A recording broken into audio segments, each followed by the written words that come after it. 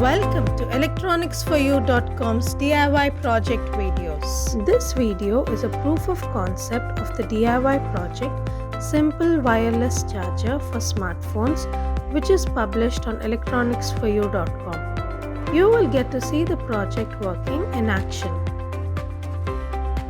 Seeing that this project works would give you the confidence to invest your time and energy in developing it. Let me explain key parts of the project which you will get to learn about when you work on it.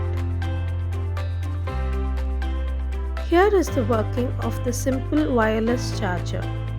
This charger can charge your mobile phones using the same principle as in Tesla coil. The key components used here are 0.4 mm dia enameled copper wire, 1K resistor, BC547 transistor, LED, USB cable and a 9-volt battery with connector. Interested in making this DIY project? Refer to the URL below for the complete circuit diagram and detailed project overview.